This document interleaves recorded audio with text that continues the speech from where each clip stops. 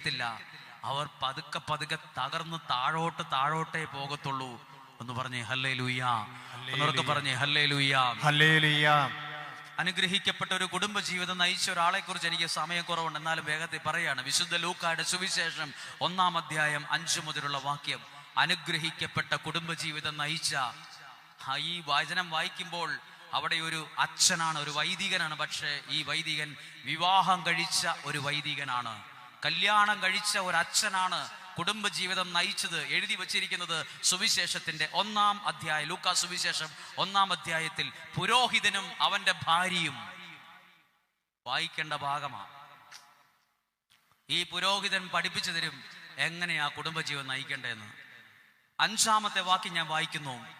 ഹെറോദോസ് യൂദയ രാജാവായിരുന്ന കാലത്ത് അബിയായുടെ ഗണത്തിൽ സക്കറിയ എന്ന ഒരു പ്രീസ്റ്റ്, ഒരു പുരോഹിതൻ, ഒരച്ഛൻ, ഒരു പുരോഹിതൻ, ഒരു വൈദികൻ ഉണ്ടായിരുന്നു. അഹറോന്റെ പുത്രിമാരിൽപ്പെട്ട എലിസബത്ത് ആയിരുന്നു ഈ വൈദികന്റെ ഭാര്യ. വിവാഹം കഴിച്ച പുരോഹിതൻ, ഭാര്യയുള്ള പുരോഹിതൻ, വിവാഹം കഴിച്ച ഒരു പള്ളിയുടെ ചാർജുള്ള ഉത്തരവാദിത്തമുള്ള ഒരു പദവിയിലിരിക്കുന്ന വിവാഹം കഴിച്ച ഒരു അച്ഛൻ, ഒരു പ്രീസ്റ്റ് ഉണ്ടായിരുന്നു. ആ ഭാര്യയുടെ പേര് എലിസബത്ത് ആയിരുന്നു. രണ്ടുപേരുടെ സ്വഭാവത്തെ കുറിച്ച് എഴുതിയിട്ടുണ്ട്. അവർ ദൈവത്തിന്റെ മുമ്പിൽ നീതിനിഷ്ഠരും കൽപ്പനകളും പ്രമാണങ്ങളും കുറ്റമറ്റ വിധം അനുസരിക്കുന്നവരും ആയിരുന്നു. 7-ാമത്തെ വാക്യം ഒന്ന് വായിക്കാമോ? അവർക്ക് മക്കൾ ഉണ്ടായിട്ടില്ല. അതാണ് പ്രശ്നം. പുരോഹിതനും പുരോഹിതന്റെ ഭാര്യയും കുടുംബജീവിതം നയിക്കുന്ന ഒരു നല്ല മനുഷ്യൻ. സ്വഭാവം എഴുതിയിട്ടുണ്ട്, കുറ്റമറ്റവരും നീതിനിഷ്ഠരും ഒക്കെയാണ്. പക്ഷേ ഇദ്ദേഹം ഒരു പുരോഹിതനാണ്, കല്യാണം കഴിച്ച ആളാണ്, അച്ഛനാണ്, പള്ളിയുമായി ബന്ധപ്പെട്ട് ചാർജൊക്കെ ഉള്ള ആളാണ്. പക്ഷെ മക്കളില്ല.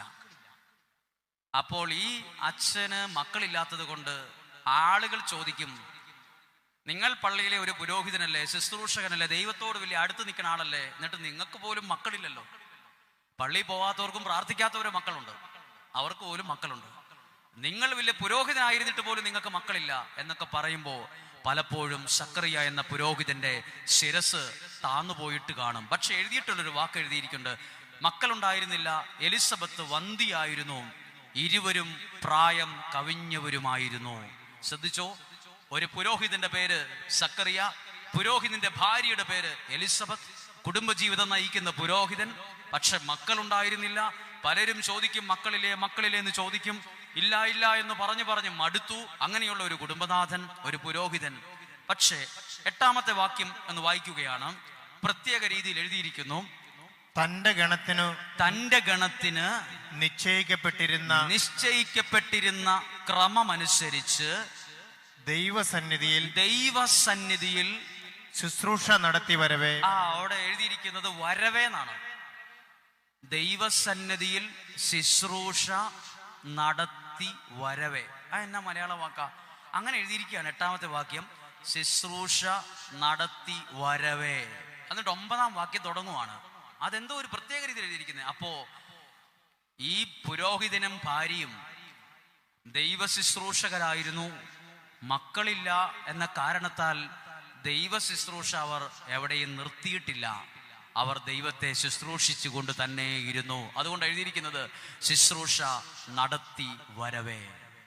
അപ്പോൾ ഒരു ദർശനമുണ്ടായി. 9-ാമത്തെ വാക്യം, പൗരോഹിത്യ വിധിപ്രകാരം കർത്താവിന്റെ ആലയത്തിൽ പ്രവേശിച്ച് ധൂപം സമർപ്പിക്കാൻ സക്കറിയായിക്ക് ഒരു കുറി വീണു. അതായത് ഞാനൊക്കെ നിൽക്കുന്ന സ്ഥലത്ത് ബലിയർപ്പിച്ച് പ്രാർത്ഥിക്കാൻ സക്കറിയ എന്ന അച്ഛന്, പുരോഹിതന്, പ്രീസ്റ്റിന് ഒരു സമയം വന്നു.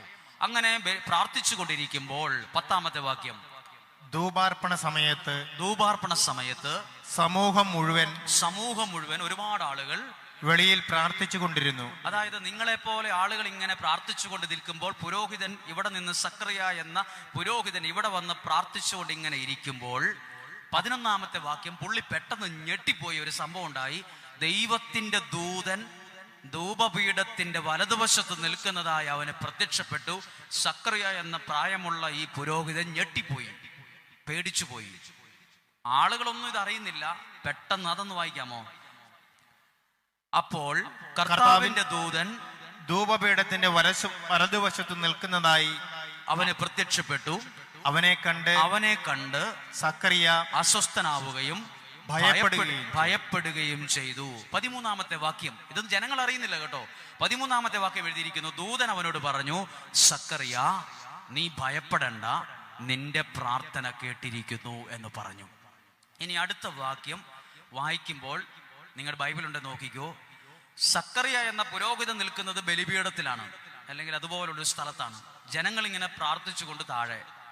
അപ്പോ സക്കറിയായോട് ദൈവദൂതൻ പറയുവാണ്, നിന്റെ ഭാര്യ എലിസബത്തിൽ ഒരു പുത്രൻ ജനിക്കും, അവന്റെ പേര് യോഹന്നാൻ എന്നായിരിക്കണം.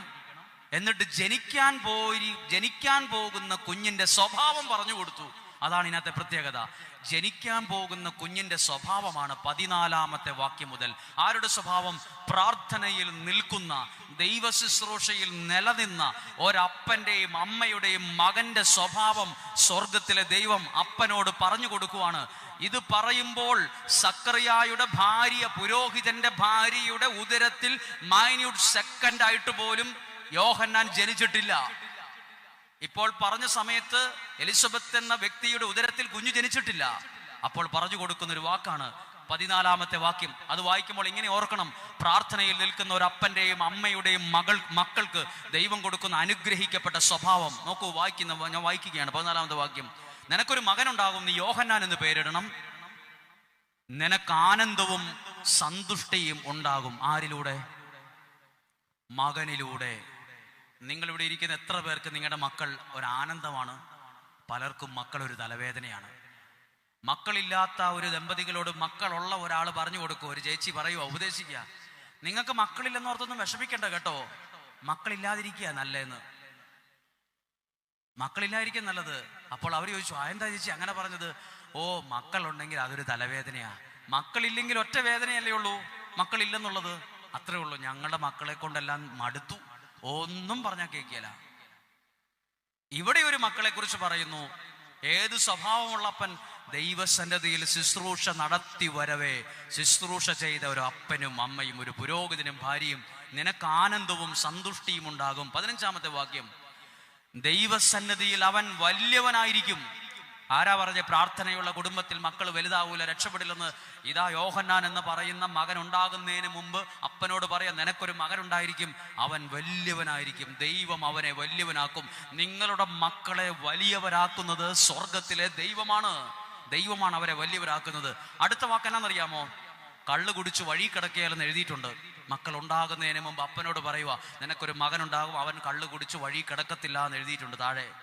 15-ാമത്തെ വാക്യത്തിന്റെ അടുത്ത ഭാഗം, വീഞ്ഞോ ലഹരി പാനീയങ്ങളോ അവൻ കുടിക്കുകയില്ല. അന്നും ഉണ്ടായിരുന്നു വീഞ്ഞും ലഹരിയും ഒക്കെ, ഇന്നത്തെ കാലത്ത് മാത്രമല്ല, അന്നും ഉണ്ടായിരുന്നു.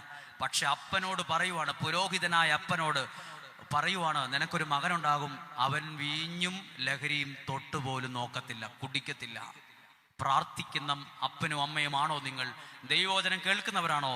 നിങ്ങളുടെ കുഞ്ഞുങ്ങളെ അനുഗ്രഹിക്കപ്പെട്ട നിലയിൽ ദൈവം വളർത്തും, ഉയർത്തും. ബാക്കി ഭാഗം നിങ്ങൾ വായിച്ചു. എന്നെ അനുവദിക്കപ്പെട്ട സമയം കഴിഞ്ഞു. ഒരു കാര്യം കേട്ടെ, നിങ്ങൾ പള്ളിയും പ്രാർത്ഥനയും ആരാധനയും ഒക്കെ വിമർശിച്ചും കുറ്റം പറഞ്ഞും ചുവടുകൾ വയ്ക്കുന്ന ഒരു അപ്പനോ അമ്മയോ ആണെങ്കിൽ നിങ്ങളുടെ മക്കൾ ചുവടുകൾ വയ്ക്കുന്നത് അതേ കാൽച്ചുവട്ടിലായിരിക്കും. നാളെ അവർ പള്ളിയിലോ പ്രാർത്ഥനയിലോ കയറത്തില്ലാത്ത വിധത്തിൽ അവരുടെ ചുവടുകൾ അങ്ങോട്ട് മാറും. എന്നാൽ നിങ്ങൾ വയ്ക്കുന്ന ചുവടുകൾ ദൈവാരാധനയുടെയും പ്രാർത്ഥനയുടെയും ദൈവാശ്രയത്വത്തിന്റെയും ദൈവാനുഗ്രഹത്തിന്റെയും ചുവടുകളാണ് ഇവിടെ ഇരിക്കുന്ന ഓരോ അപ്പനും അമ്മയും വയ്ക്കുന്നതെങ്കിൽ നിങ്ങൾ ഇന്ന് വയ്ക്കുന്ന ചുവടുകൾ നിങ്ങളുടെ അടുത്ത തലമുറയ്ക്ക് കയറി വരാനുള്ള പടവുകളായി നിങ്ങളുടെ ചുവടുകളെ ദൈവം മാറ്റും. മറക്കരുത്. ഒന്നും കൂടി ഞാൻ ആവർത്തിച്ചു പറയാം. നിങ്ങളെന്ന ഒരു അപ്പൻ, നിങ്ങളെന്ന ഒരു അമ്മ, നിങ്ങളെന്ന യുവാവ്, നിങ്ങളെന്ന യുവതി, നിങ്ങളെന്ന കുടുംബത്തിലെ ആളുകൾ ദൈവാരാധനയ്ക്കും പ്രാർത്ഥനയ്ക്കും ദൈവാശ്രയത്വത്തിനും ദൈവവചനത്തിനും ആരാധനയ്ക്കും ദേവാലയത്തിനും ദൈവീക കാര്യങ്ങൾക്കും ഒത്തിരി ആഗ്രഹവും സന്തോഷവും ആഗ്രഹിച്ച് വിശ്വസിച്ച് കാലുകളെ ഇങ്ങനെ വയ്ക്കുന്നവരാണെങ്കിൽ നിങ്ങളുടെ കാൽച്ചുവടുകൾ അടുത്ത തലമുറ കയറി വരാനുള്ള, അതിലൂടെ തന്നെ കയറി വന്ന് അവർ ജീവിതത്തിന്റെ അനുഗ്രഹത്തിലേക്ക് എത്തുന്ന പടവുകളാക്കി നിങ്ങളുടെ ചുവടുകളെ അവർ മാറ്റും. അങ്ങനെയുള്ള ഒരു സമൂഹമാണ് ഇന്ന് വരേണ്ടത്. ആരാധനയുള്ള, പ്രാർത്ഥനയുള്ള, നല്ല സ്വഭാവമുള്ള, ദൈവാനുഗ്രഹമുള്ള ഒരു തലമുറയെ എഴുന്നേൽപ്പിക്കേണ്ട ഉത്തരവാദിത്തം നമുക്കുണ്ട്.